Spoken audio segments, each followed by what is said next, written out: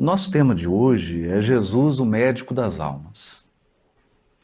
E sempre que falamos na figura de Jesus, gostamos de lembrar do Jesus apresentado pela doutrina espírita, que é esse mestre grandioso, um grande educador das almas em evolução no planeta terreno. Ele nos conduz, acompanha o nosso processo evolutivo há milhões de anos. Conhece cada um de nós, as nossas potencialidades, as nossas forças, mas também as nossas fraquezas, os nossos deslizes, aqueles pontos que nós precisamos de aprimorar e aquelas deficiências que nós temos que nos desfazer delas. E pensar dessa perspectiva espírita na figura de Jesus é imaginá-lo da altura da sua evolução espiritual. Nós não podemos comparar Jesus ao nosso acanhado patamar espiritual e psicológico, porque Jesus não cabe dentro de nós. Seria como colocar o mar num copo d'água. A estrutura espiritual do Cristo é superior a qualquer coisa que nós possamos conceber. Portanto, deveríamos sempre olhar para Ele na qualidade desse mestre amável, cujas palavras, cujos atos e ensinos são responsáveis pela redenção das nossas almas. É nessa qualidade de estrela condutora dos nossos destinos espirituais que Jesus deveria sempre ser buscado, e não apenas numa procura superficial, humana, querendo catalogá-lo ou compará-lo às nossas deficiências e fraquezas. Nesse sentido, toda vez que falamos em Jesus como médico, é natural que pensemos nas curas realizadas por ele. E de fato, por onde Jesus andou, sempre foi procurado por pessoas doentes, criaturas que estavam enfrentando amplos sofrimentos. Alguns eram cegos de nascença, outros eram paralíticos, outros ainda sofriam de hemorragias e de uma gama de doenças de pele que na época sequer eram catalogadas, todas eram vistas como lepra, mas nem sempre se tratava dessa doença.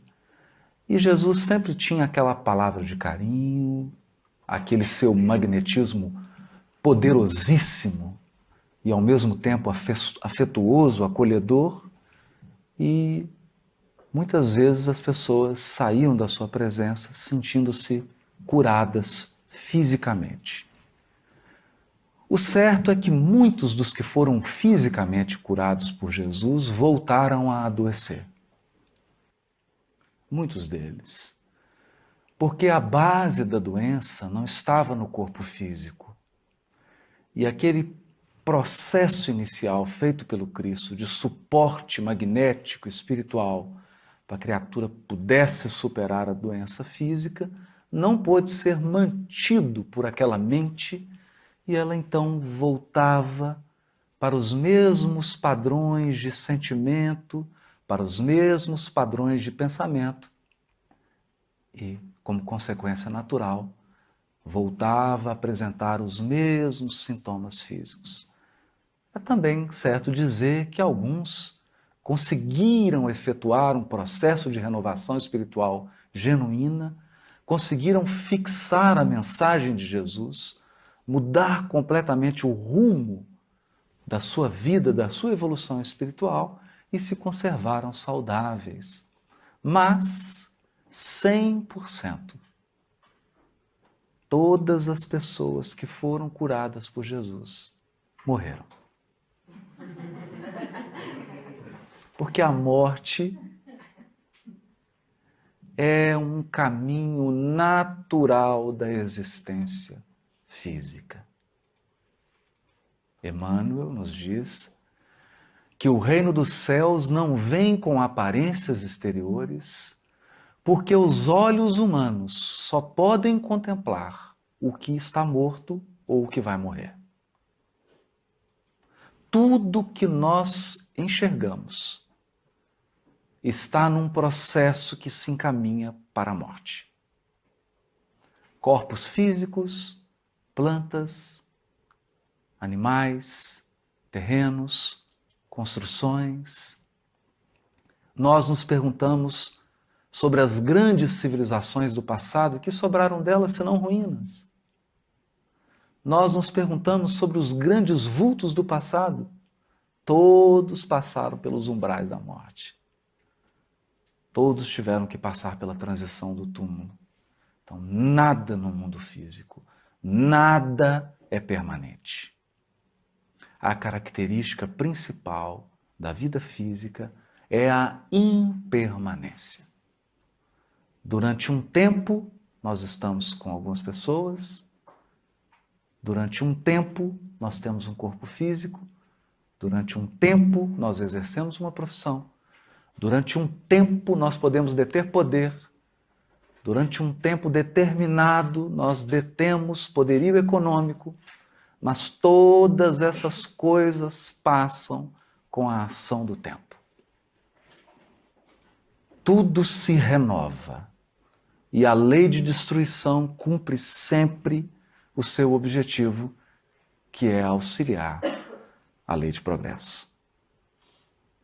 Todo progresso se efetua com mortes e renascimentos, destruição e construção. Portanto, é sempre preciso considerar que quando falamos de saúde, nós estamos falando da saúde do corpo físico. Porque a saúde do corpo físico é sempre relativa, já que o nosso corpo se encaminha para a morte. Ele sofre um processo natural de desgaste. É da natureza do corpo físico acabar, desgastar-se, até que ele não tenha mais forças e liberte o espírito para novos ângulos do seu desenvolvimento espiritual. Nesse sentido, é bom enxergar Jesus como médico do espírito. Porque quem verdadeiramente adoece é o espírito. E quem conserva a verdadeira saúde é o espírito. Mas seria apenas poético dar um título a Jesus de médico das almas, se nós de fato não estudarmos com reflexão, com paciência, quais são as doenças da alma. Por que adoece a alma? Quais são as causas do adoecimento do espírito? O que nos atinge, o que nos afeta, a ponto de adoecermos, até que um dia o corpo físico expresse aquilo que vai dentro de nós. Porque o corpo físico é uma janela, ele apenas mostra o que existe por dentro. Ele apenas reflete o que existe por dentro. Investigando o espírito e as suas potencialidades, nós nos recordamos de uma passagem bastante emocionante, que está no livro Ação e Reação, psicografado por Francisco Cândido Xavier, editado pelo espírito André Luiz. Trata-se de um atendimento que André Luiz fez ao lado de um espírito chamado Silas. Eles visitam um jovem que estava sendo obsidiado pelos seus próprios tios. Eram dois espíritos que estavam bastante cruéis e perseguiam um único propósito: fazer com que aquele jovem, já estava não tão jovem assim, mas na maturidade, com que ele desencarnasse. Porque aquele rapaz havia herdado um patrimônio imenso do seu pai, mas o seu pai somente conquistou aquele patrimônio assassinando os dois irmãos. E os dois irmãos agora, do mundo espiritual, estavam completamente enceguecidos pelo ódio, pelo desejo de vingança, pelo propósito de fazer justiça com as próprias mãos. Mas, para espanto de André Luiz, Silas não condena, não aponta dedo, não faz nenhuma censura aos obsessores. Ele apenas começa a visitá-los todos os dias e conversa um pouco. Como se tivesse interessado em aprender técnicas de obsessão. E, num desses dias, Silas, visando o aprendizado de André Luiz, faz uma pergunta aos obsessores. Qual era o processo que permitia a eles ter acesso à mente daquele rapaz e exercer um domínio sobre ela? Então, o obsessor Leonel dá uma aula. Uma aula que nós espíritas deveríamos estudar dezenas e dezenas de vezes. Porque é fundamental. Então nós podemos dizer, sem nenhum gracejo, que nesse caso o obsessor conhecia mais de espiritismo que nós mesmos. Estavam estudando mais do que nós. Ele diz assim: todos possuímos, além dos desejos imediatistas comuns em qualquer fase da vida, um desejo central. Um desejo central. Ou tema básico dos interesses mais íntimos. Ele está dizendo, no dia a dia, nós nos envolvemos num conjunto de atividades e às vezes as desenvolvemos de forma mecânica. E ao longo do dia é natural que nós tenhamos vários desejos. Desejo de tomar uma água, desejo de ir ao banheiro, desejo de almoçar, de jantar, desejo de sair, etc, etc. Mas não são desses desejos corriqueiros que eles estão falando. Eles estão falando de um desejo central. Cada um de nós possui um desejo central que nos move. Algo que nos faz buscar, trabalhar, agir. Um desejo central. Ou tema básico. Por isso, além dos pensamentos vulgares, comuns que nos aprisionam à experiência rotineira, emitimos com mais frequência os pensamentos que nascem do desejo central que nos caracteriza. Pensamentos esses que passam a constituir o reflexo dominante de nossa personalidade. Por que reflexo? Porque nós emitimos esse pensamento e captamos o mesmo tipo de pensamento de outras mentes, quer sejam elas encarnadas, quer sejam desencarnadas. Isso então estabelece um circuito de troca mental, em que a criatura passa a vibrar num circuito fechado por 10, 20, 30, 40, 50, 60, 70, 80, 90 anos. No caso do rapaz que estava sendo obsidiado, seu desejo central, aquilo que movia o seu espírito, era a vontade de acumular bens materiais e alcançar prosperidade financeira. Era esse o desejo central. Essa era a mola básica do seu psiquismo. Ele pensava várias coisas, mas milhares de vezes ao longo do dia, ele voltava para esse pensamento do dinheiro, dos bens. E assim emitia e captava pensamentos. Desse modo, Continua o obsessor. É fácil conhecer a natureza de qualquer pessoa em qualquer plano, através das ocupações e posições em que prefira viver. Assim é que a crueldade é o reflexo do criminoso. Que interessante. Quer dizer, a tônica do criminoso é a crueldade. A cobiça é o reflexo do usurário. A maledicência é o reflexo do caluniador. O reflexo do ironista. E a irritação é o reflexo do desequilibrado, tanto quanto a elevação moral é o reflexo do santo. Conhecido o reflexo da criatura que nos propomos retificar ou punir, olha que a fala do obsessor. Ele está dizendo, conhecido o reflexo da criatura que a gente quer retificar, que a gente quer corrigir ou punir, é muito fácil superalimentá-la com excitações. Excitações constantes, robustecendo-lhe os impulsos e os quadros já existentes na sua imaginação, e criando outros que se lhe superponham, nutrindo-lhe dessa forma a fixação mental. Aqui que está o ponto. Fixação mental.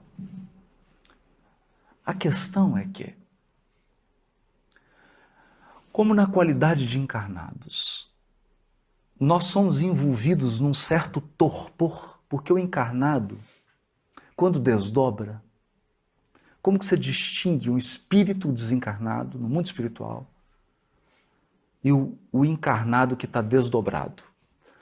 O encarnado desdobrado é sempre sonolento. Ele parece um sonâmbulo, com raras exceções. Basta lembrar dos nossos sonhos. Os nossos sonhos são relâmpagos de lucidez. Porque a maioria dos encarnados dorme. Dorme. Um sono.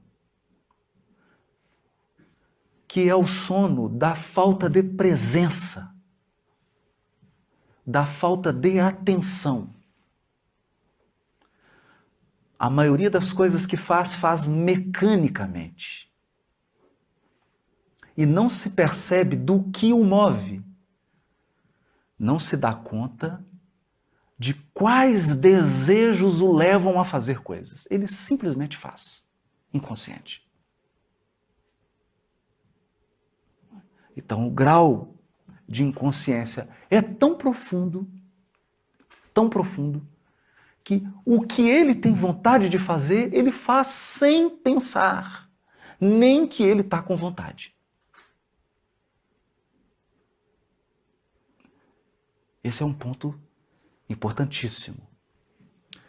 E é em cima desse elemento que muitas vezes as obsessões se tornam tão simples, tão simples, tão simples, porque basta soprar a brasa. Nenhum obsessor coloca algo que não já está em você, que não está em mim. Ninguém introduz um elemento novo, ele simplesmente sopra o que já existe em mim. Então, o irritado é simplesmente estimulado. Ele já é irritado. Ele já age com nervosismo naturalmente. Ele não consegue refletir sobre a sua própria ansiedade. A sua resposta já é automática. Ele é um sonâmbulo, ele não pensa, ele não sente, ele não para, não se conhece. Não há espelho, ele não se enxerga. Esse é um ponto importantíssimo. Porque basta uma singela influência, basta um alimento, e a criatura sai fazendo automaticamente, como se fosse um droide teleguiado. Teleguiado. É sobre esse ponto que o obsessor explicava para Silas. Mas por que estamos lendo esse texto, já que o tema é Jesus, o médico das almas, né?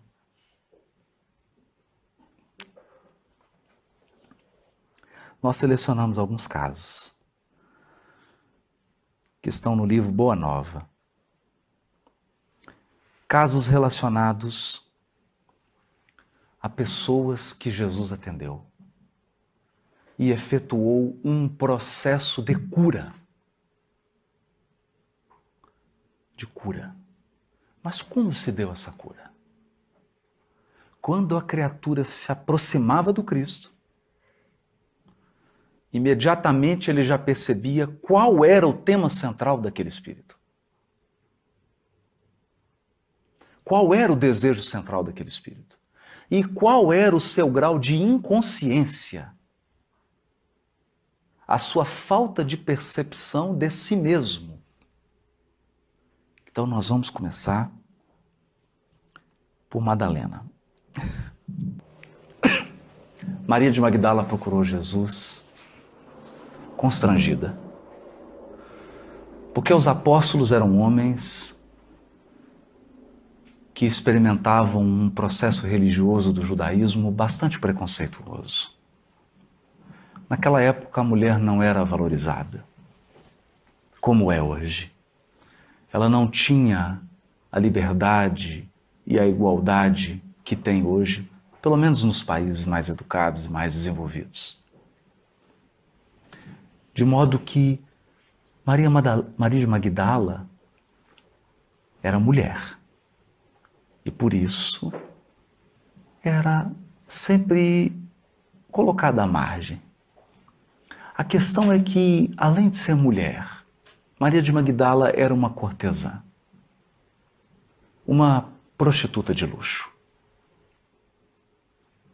Morava numa cidade maravilhosa e era dona de uma beleza incomum. Frequentava a casa de Maria de Magdala homens poderosos da época, grandes oficiais romanos, homens vindos da Grécia, da Síria, de todas as partes, que procuravam naquela mulher e viam nela apenas uma oportunidade de darem vazão ao desejo central dos seus espíritos, que era o desejo sexual. E Maria de Magdala, vivendo em meio a esse luxo das sedas, dos perfumes, das comidas, de ser cortejada, de ser apreciada, de ser elogiada, de receber presentes, porque isso toca o elemento feminino de um modo muito especial, ansiava e se alimentava disso. Mas quando ela ouve Jesus falando do amor, Maria de Magdala começa a enxergar onde, em que área, em qual setor o seu espírito estava enfermo. Isso é fundamental. Porque como nós temos um hábito de encarar a enfermidade apenas do corpo físico, é dificílimo ver a enfermidade do espírito. E todos somos enfermos do espírito. Todos. Alguns enxergam, outros não. Alguns vão enxergar em poucos anos, outros vão precisar de 400, 500 anos para enxergar. Maria de Magdala enxergou, porque quando ela ouviu Jesus falar do amor, ela percebeu que ela, na verdade, no fundo da sua alma, no mais profundo do seu espírito, ela desejava ser amada. E ela desejava amar. Mas, como ela não tinha consciência de si mesmo, como ela não era capaz de enxergar-se, nem de conhecer-se, Maria de Magdala vivia num determinismo. Ela não conseguia ser senhora do seu desejo.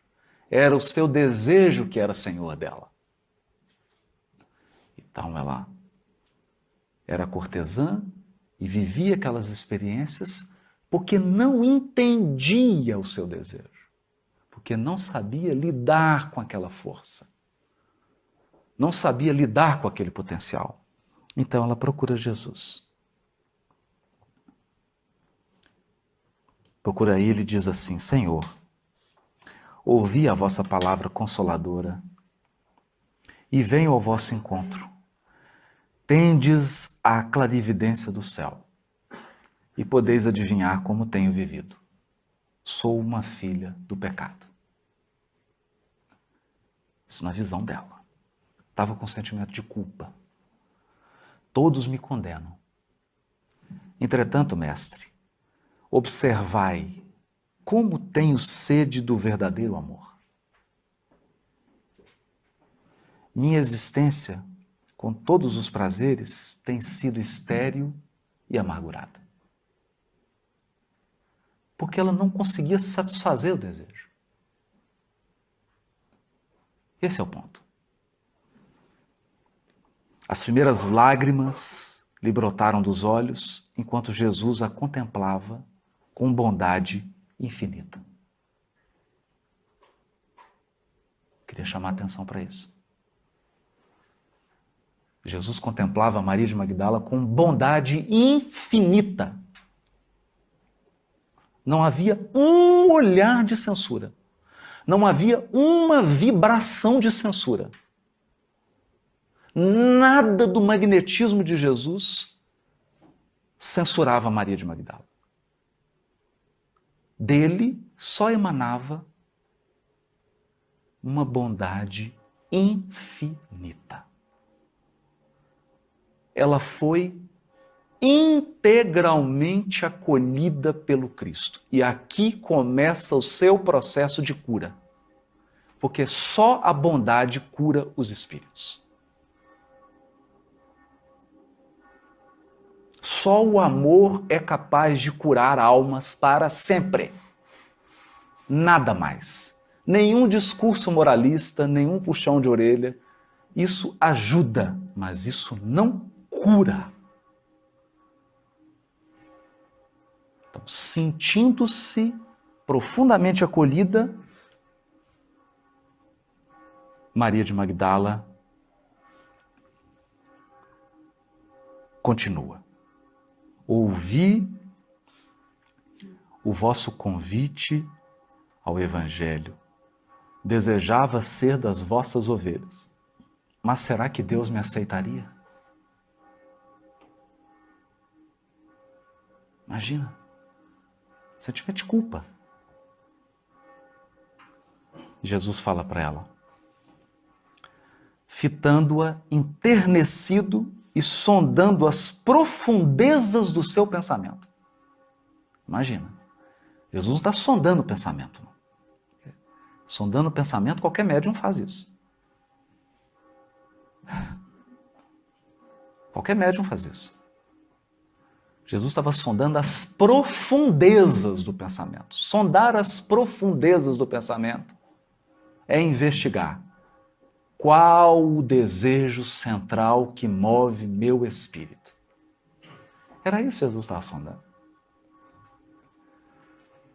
Estava escaneando a alma dela. Uma tomografia computadorizada espiritual. E diz para ela, Maria, levanta os olhos para o céu e regozija-te no caminho, porque escutaste a boa nova do reino e Deus te abençoa as alegrias. Imagina. Até agora só acolhimento. Levanta os olhos. Levanta os olhos. Acaso poderias pensar que alguém no mundo estivesse condenado ao pecado eterno?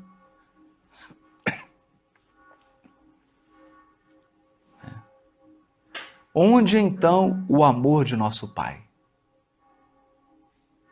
Onde o amor? Nunca viste a primavera dar flores sobre uma casa em ruínas? Olha, a primavera encher de flores uma casa em ruína, as ruínas são as criaturas humanas. Porém, as flores são a esperança em Deus.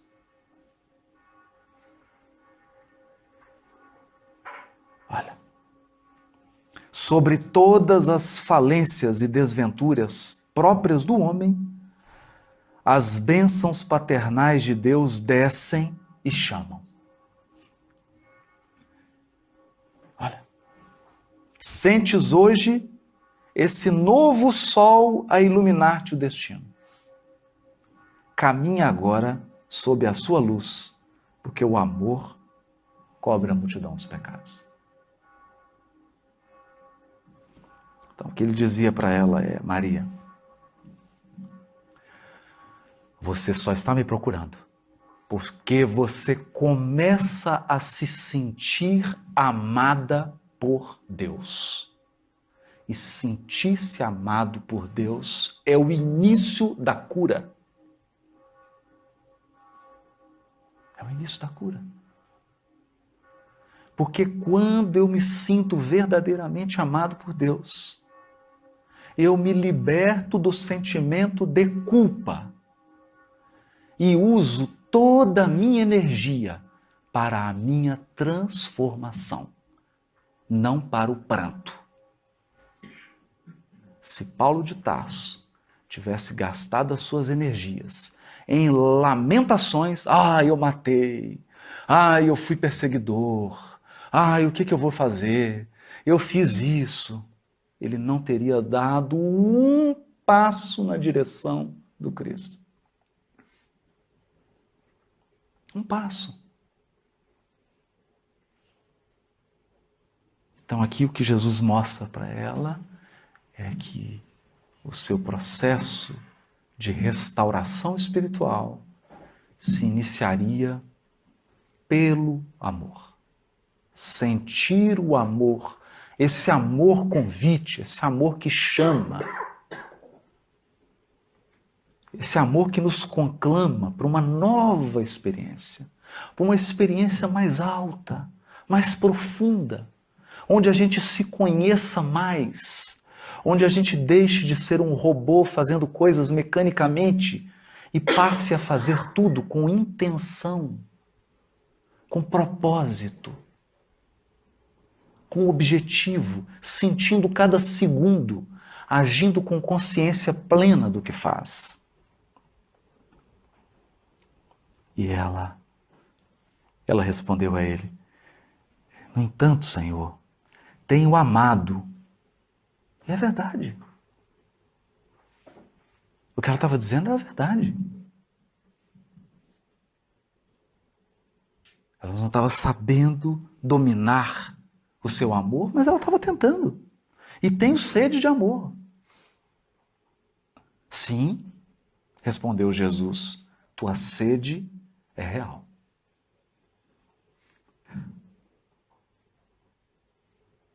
Imagine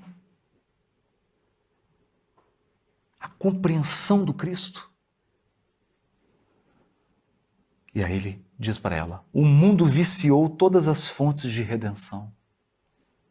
E é imprescindível compreender que em suas sendas a virtude tem de marchar por uma porta muito estreita. Por quê? Porque todos os potenciais da alma foram desvirtuados. Desde a sexualidade, à posse, ao poder, tudo foi desvirtuado. Por isso é tão difícil. Porque já está tudo viciado. Os hábitos humanos estão todos viciados. Geralmente, um homem deseja ser bom com os outros ou honesto com os demais, olvidando que o caminho onde todos passam é de fácil acesso e de marcha sem edificações.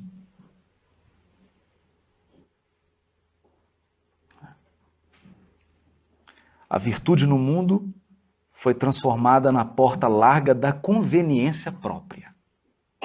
Aos que amam, aos que lhe pertencem o círculo pessoal. Os que são sinceros com seus amigos. Os que defendem seus familiares. Os que adoram os deuses do favor. Que é hoje um câncer da religião. O Deus do favor. Eu faço isso, eu sigo Deus, mas Ele precisa me dar presentes. Presentes. Precisa curar meus familiares, precisa resolver meus problemas. Precisa me dar algo, né? O Deus do favor. Ou do favoritismo.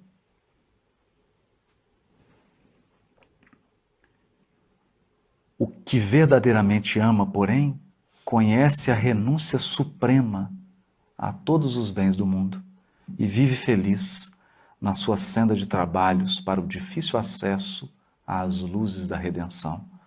O amor sincero não exige satisfações passageiras, que se extinguem no mundo com a primeira ilusão. Trabalha sempre, sem amargura e sem ambição, com os júbilos do sacrifício. Só o amor que renuncia sabe caminhar para a vida suprema. E aqui ele começava o seu processo educativo. Sim, ela desejava o amor. Ela tinha sede de amor. Mas aqui Jesus falava sobre o verdadeiro amor. O amor que renuncia. E ela fica embevecida com aquelas palavras e ansiosa por compreender. E pergunta para ele: só o ardor, o amor pelo sacrifício poderá saciar a sede do coração? Jesus teve um gesto afirmativo e continuou: somente o sacrifício contém o divino mistério da vida. Olha, viver bem é saber imolar-se. Acreditas que o mundo pudesse manter o equilíbrio próprio tão só com os caprichos antagônicos e por vezes criminosos dos que se elevam à galeria dos triunfadores? Toda luz humana vem do coração experiente e brando dos que foram sacrificados. Toda luz humana vem do coração experiente e brando dos que foram sacrificados. Basta pensar nas mães. As mães. Então nós pensamos nos grandes gênios da humanidade, mas eu raramente, nem sei se existe alguma biografia das mães dos grandes homens e das grandes mulheres. Não sei se existe. Nós falamos num Beethoven, mas ninguém fala da mãe dele. Nós falamos de um Hitler, mas ninguém pensa na mãe dele. Até mesmo no círculo do Evangelho, falamos de Judas, mas ninguém pensa na mãe de Judas. Enterrando seu filho que suicidou.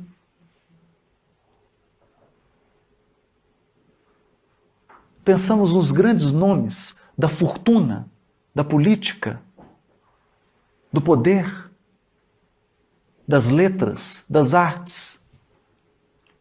E muitas vezes tiveram pais que sequer puderam estudar e que sacrificaram suas vidas inteiras para que os filhos pudessem brilhar.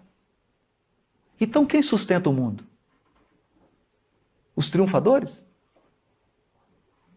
A maioria dos triunfadores do mundo está querendo ser servido.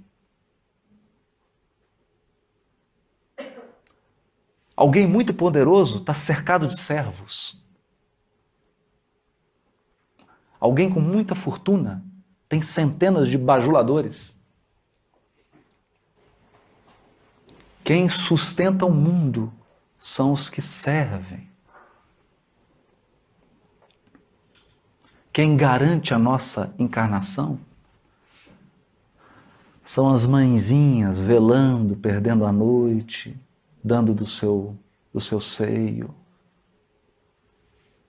sacrificando-se, abrindo mão das suas vidas pessoais, de projetos ou adiando projetos para o futuro, a fim de que os filhos possam alcançar a realização. É disso que Jesus está dizendo. Um guerreiro coberto de louros ergue os seus gritos de vitória sobre os cadáveres que juncam o chão. Mas apenas os que tombaram fazem bastante silêncio para que se ouça no mundo a mensagem de Deus. E foi assim com ele, né? Então Maria, tocada por esse amor profundo, espiritual, que é um amor que se nutre daquilo que dá, um amor que se alimenta daquilo que oferece. Mas chega... Jesus diz para ela, muitas vezes o campo enflorescido se cobre de lama e sangue, mas na sua tarefa silenciosa, os corações maternais não desesperam e reedificam o jardim da vida, imitando a providência divina que espalha sobre um cemitério os lírios perfumados de seu amor. Porque onde se dissolvem todos os enganos e todas as quedas? No útero. É no útero que começa toda a renovação, toda a redenção espiritual. Então o Criador coloca logo uma mãe na entrada do processo de renovação espiritual. Quem está no mundo espiritual e precisa se renovar, mergulha no útero. E encontra uma mãe. Como se a mãe fosse um sinal da esperança divina no nosso aprimoramento, no nosso aperfeiçoamento. Então Maria de Magdala, ouvindo isso, diz assim, mas desgraçada de mim, Senhor, não poderei ser mãe. Não podia ser mãe. Então, atraindo-a brandamente a si, o mestre acrescentou. Eu acho bonito isso, porque não diz que Jesus puxou ela. Não diz que Jesus a abraçou. Diz que Jesus a atraiu com seu poderosíssimo magnetismo de amor e sabedoria. Trouxe ela para dentro do seu círculo de vibração de paz, serenidade e comunhão com Deus. E disse para ela, e qual das mães será maior aos olhos de Deus? A que se devotou somente aos seus filhos, aos filhos de sua carne, ou a que se consagrou pelo Espírito aos filhos das outras mães? E aí ela entendeu. E aí ela diz para ele, Senhor, doravante renunciarei a todos os prazeres transitórios do mundo, para adquirir o amor celestial que me ensinastes. Acolherei como filhas as minhas irmãs no sofrimento. Procurarei os infortunados para aliviar-lhes as feridas do coração. Estarei com os aleijados e leprosos. E assim, essa mulher corajosa, um dos maiores símbolos do cristianismo primitivo. Talvez uma das mais grandiosas transformações do Evangelho. Porque no caso de Paulo, ele saiu do fanatismo para a verdadeira fidelidade a Deus. Maria de Magdala saiu do vício sexual, do vício, o vício dos prazeres, para um amor espiritual. É muito mais difícil. Muito mais difícil. E ela se entrega a um processo de doação no Vale dos Leprosos e contrai lepra. Adoece o corpo. E nós nos impressionamos porque Maria de Magdala adoeceu fisicamente. como se ela já não estivesse doente. Porque, na verdade, quando o seu corpo expressou a lepra, é porque o seu espírito estava se purificando.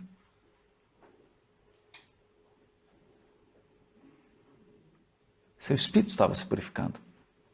E nós não podemos esquecer que o esforço de Maria de Magdala foi tão gigantesco que a primeira pessoa para quem Jesus aparece em espírito após a crucificação não é para sua mãe, é para Maria de Magdala.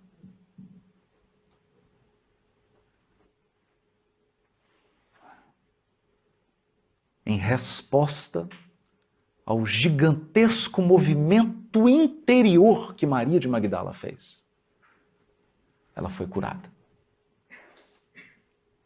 Porque agora ela desejava ser amada, do mesmo jeito. Ela desejava amar, mas de um jeito diferente. Porque ela não se entregava mais a esse desejo de maneira mecânica, inconsciente, de maneira carente, inconsequente. Agora ela tinha domínio de si mesma. É ela que estava no comando do seu desejo central. E tornou-se um vulto do amor. Um vulto do amor. Conta Humberto de Campos que ela andava pela cidade já muito leprosa. As portas todas se fecharam. E ela então desencarna sozinha. E quando ela se vê fora do corpo, percebe que as mãos de Jesus tocavam nela, dizendo para ela que ela havia vencido, que ela havia alcançado aquele amor que renuncia, que ela estava curada. Era o médico das almas curando um espírito.